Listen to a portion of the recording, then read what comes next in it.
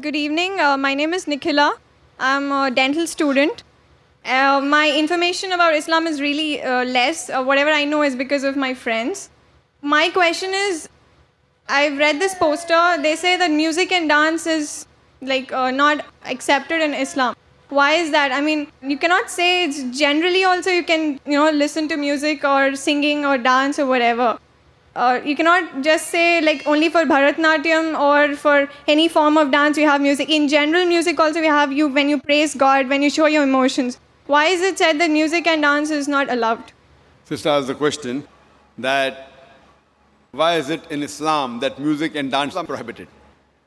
First I'll come to music, then I'll go to the dance.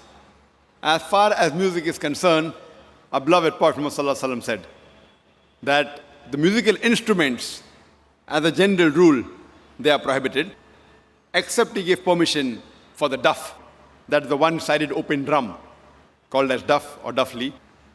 Besides that, the Prophet prohibited because, if you analyze, it takes a person away from the remembrance of Allah subhanahu wa ta'ala, from the remembrance of Almighty God. That's the reason when we hear these, film songs, whether it be Hindi, it may be Malayali or Tamil or whatever it is, you find that in these film songs, most of the words that are mentioned, they are far away from reality. The hero tells the heroine, "Main tumhare liye chand tod ke leke aaunga, main tumhare liye sitare tod ke leke aaunga, I'll get the moon for you, I'll get the star for you." We know it's not possible. No man can get the star or the moon for his lover. But yet, we keep on repeating because of the ambience, because of everything. So because of this, general rule is that the music does take a person away from Allah subhanahu wa ta'ala. That is the reason a beloved Prophet prohibited musical instruments except for duff. Or as generally with your voice. For example, when a person recites the Quran. If he recites the Quran, his voice is good, that's permitted. Because that takes a person towards Allah subhanahu wa ta'ala. The musical instruments along in the background do create a different ambience.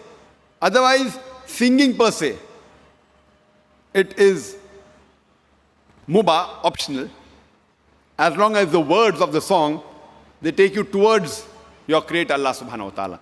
If the words of the song take you away from Allah subhanahu wa ta'ala, even that type of song is prohibited. Now come to the second part. Why is dancing prohibited? There is no verse in the Quran or no hadith that I know of which says dancing per se is haram. But normally, because people dance to show to the other people, we have dance performance on the stage, where as you Bharatnatyam. Now you're doing Bharatnatyam on the stage and thousands are watching you. So normally in terms of the hijab reason, we wouldn't like to expose our ladies, our mothers, our sisters, our daughters on the stage and thousands of people looking at them. So any profession in which the body is used as a show, as to entertain the people, it is prohibited.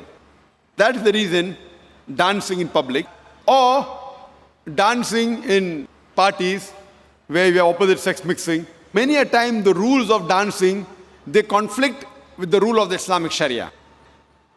Normally when you have a dance, you have pairs, male and female, and most of these pairs, that the girlfriend, boyfriend, and you dance in front of other people. So because it breaks the system of Islamic hijab, that's the reason per se it is prohibited, because it goes against the system of hijab.